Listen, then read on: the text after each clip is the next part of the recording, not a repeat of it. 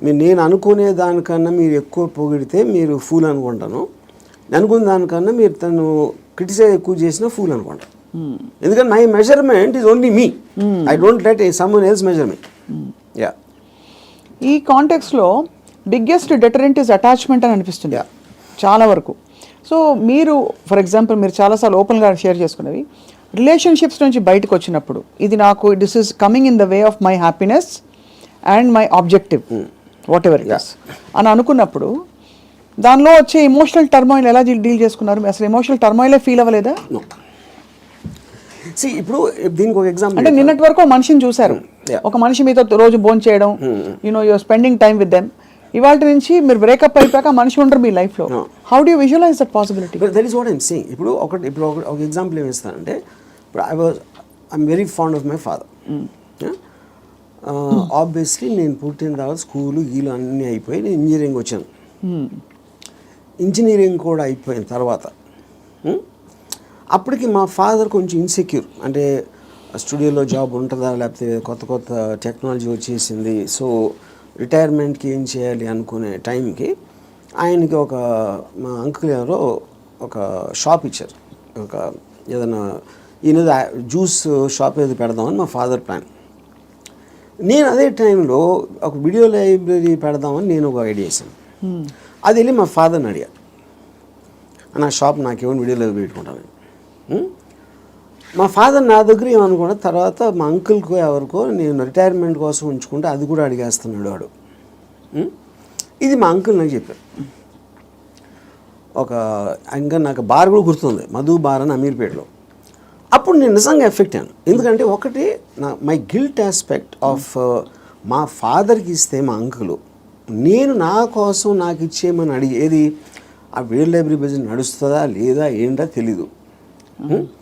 మా father decision తీసుకుంటే ఆయనది he's got every right to decide what he wants because that belongs to him, not to me. కానీ నాకు juice parlour నడవదు, video లైబ్రరీయే నడుస్తుంది అనేది నా.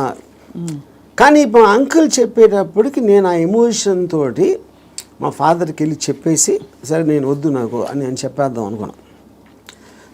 నేను నడుస్తూ ఉంటే అమీర్పేట నుంచి పంజాగుట్కి స్లోగా emotions got this by my logic. నా లాజిక్ ఏమైందంటే, నేను ఇంత స్ట్రాంగ్గా నమ్మినప్పుడు at the most video library పెడితే 2-3 months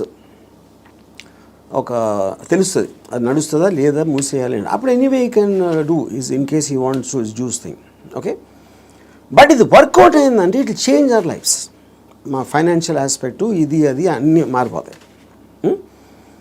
అప్పుడు నేనేం డిసిషన్ తీసుకున్నా ఫైనల్గా, I don't care about what my father thought. Okay, so ఇప్పుడు నేను రూత్లెస్గా అంటే మా నాన్నగారు మనోభావాలను పట్టించుకోకుండా చేశాను అంటే అది నేను ఎవరి కోసం చేశాను? ఆయన కోసం, నా కోసం చేసుకున్నాను. So but because my confidence work out అయితే వాళ్ళు కూడా హ్యాపీగా ఉంటారు. That is the risk you have to take any given time. అవును.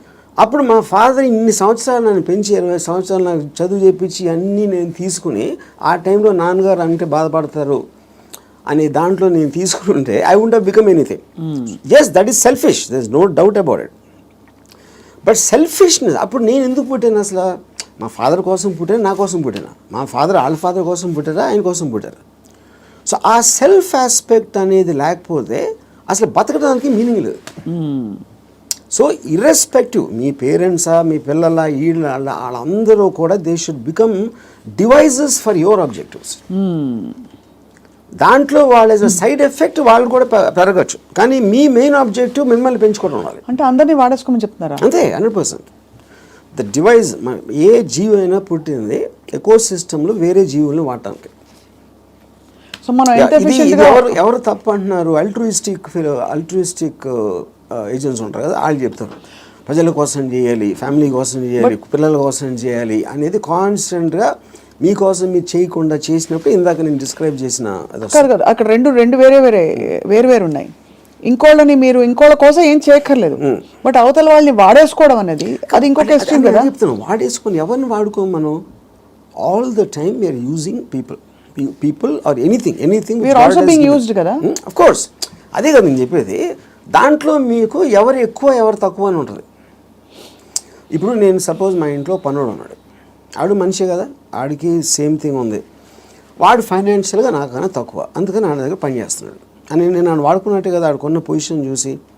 అలాగే నేను ఇంకోటి ఎవరి దగ్గర పని చేస్తున్నాను. సో ఇప్పుడు పులి జింకని తింటుంది, జింక గడ్డి తింటుంది. So that is order of nature of differences in your things which is a natural thing in terms of that. So దానికి మీరు అది ఆర్డర్ ఆఫ్ నేచర్లో తీసుకోకుండా దానికి ఎగెన్స్ట్గా వెళ్ళి వాళ్ళకి సేవ చేయాలి అంటే అది అది కానీ మీరు అనేది పులినెస్ జింకనెస్ అనేది మనం కల్టివేట్ చేసుకునే దాన్ని బట్టి మనం మారుతాం, పెరుగుతాం అని, అంతేనా? ఇప్పుడు పులి జింకను చూసినప్పుడు తిండి చూస్తుంది, జింకని చూడట్ల.